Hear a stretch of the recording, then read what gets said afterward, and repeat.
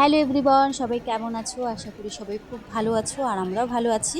অনেক দিন পর তোমাদের সাথে আরও একটা পুচকি ব্লগ শেয়ার করছি। আশা করি ব্লগটা তোমাদের খুব ভালো লাগবে। তো আমাদের বাচ্চাদের ফাইনাল এক্সাম শেষ হয়ে গেছে মার্চের 10 তারিখ। আর এক্সাম হয়ে যাওয়ার পরে ওদের আবদার ছিল দাদুর বাড়িতে বেড়াতে যাবে। তো সেই মতন আমরা এক্সামের পরে ওদেরকে দাদুর বাড়িতে দিয়ে আসি। আর বেশ অনেকগুলো দিন হয়েছে ওরা এখন বেড়াচ্ছে দাদু বাড়িতে। তো মার্চের 20 তারিখ বাচ্চাদের রিপোর্ট কার্ড দেয় আর এপ্রিলের 2 তারিখ থেকে তো স্কুল খুলবে। তো আমরা ভাবলাম অনেকদিন ওরা বাড়িতেও নেই আর স্কুল খোলার আগেই ওদেরকে নিয়ে আসি। তো সেই মতনই আর কি দিদি আর আমি বেরিয়েছি আজকে ওদের নিয়ে আসার জন্য। যাচ্ছি এখন আমরা বাপের বাড়িতে।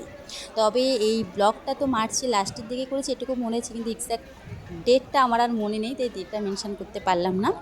আর এখন আমরা শিয়ালদা রয়েছে, যাব হচ্ছে ক্যানিং স্টেশন। ট্রেন কিন্তু এখন বেশ ফাঁকা রয়েছে, আর এই গরমে গাড়িতে চড়ার সময় যদি গাড়ি একটু ফাঁকাই থাকে তাতে করে কিন্তু জার্নিটা বেশ স্মুথ হয়। কিন্তু গল্পটা আজকে একটু উল্টো হয়ে গেছে, মানে শিয়ালদা স্টেশনে যতটা ট্রেন ফাঁকা রয়েছে, যখন পার্ক সার্কাস আর ঢাকুরিয়া পৌঁছাই মনে হলো সারা পৃথিবীর লোক আজকে এই পার্ক সার্কাস আর ঢাকুরিয়াতে ছিল। মানে ওখান থেকে এত ভিড় হয়েছে যে পুরো ট্রেনটা ভরে গেছে। আর তার মাঝে আবার আমাদের সাথে একটা ঘটনাও ঘটে গেছে। তো ঘটনাটা হলো গিয়ে, এই যে দেখতে পাচ্ছ জানলার পাশে হোয়াইট আর ব্ল্যাক কালারের একটা চুড়িদার পরে কেউ দাঁড়িয়ে রয়েছে, এটা একটা মেয়ে ছিল। তো ফেসটা আমি আর দেখালাম না। তো এত ভিড়, দেখতেই পাচ্ছ কীরকম ভিড় রয়েছে, মানে হাওয়া পাস হওয়ার মতনও জায়গা নেই, এরকম একটা ব্যাপার। তো ওই যখন আমরা সোনারপুর যাই, হঠাৎ করে এই মেয়েটা অজ্ঞান হয়ে যায়, মানে অজ্ঞান হয়ে যাওয়ার নাটক করে অ্যাকচুয়ালি। তখন তো আমরা বুঝিনি ও আর সেই মুহূর্তে ওই মেয়েটা চোখ টোক উল্টে মাথা ঘুরিয়ে যাওয়ার এমন অভিনয় করলো যে কোনোভাবেই বোঝা সম্ভব না যে ওটাকেও নাটক করতে পারে। আমরা ভেবেছিলাম যে ট্রেনে হয়তো এত ভিড় থাকার কারণে ও গরমের কারণে এরকম অসুস্থ ফিল করছে, যার কারণে সবাই ওর মাথায় চোখে মুখে জল টল দিয়ে দিচ্ছিল। আর আমি যেহেতু একেবারে জানালার পাশে বসেছিলাম, তাই আমিও উঠে গিয়ে ওকে বসতে দিই, যে বসলে একটু জানলার পাশে হাওয়া টাওয়া লাগলে একটু ভালো লাগবে।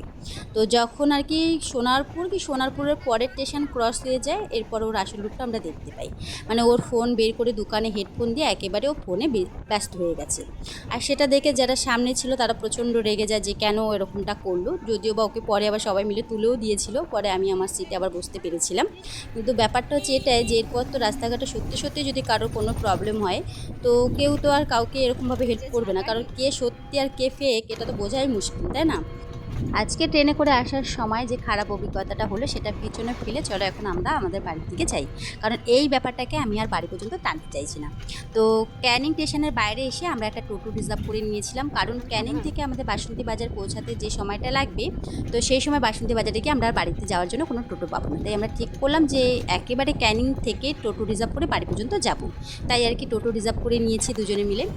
যাচ্ছি এখন বাড়ির দিকে। আর বাড়িতে যাচ্ছি যেহেতু সুন্দর সুন্দর মুহূর্ত রয়েছে, অনেক কিছু অপেক্ষা করে রয়েছে আমাদের জন্য, অবশ্যই সেগুলো তোমাদের সাথে শেয়ার করবো। তবে আজকের ব্লগটা একটুকুই বড় করলাম না, তোমরা বোর হয়ে যাবে। সুন্দর ব্লগ নিয়ে খুব শীঘ্রই হাজির হচ্ছি। টাটা।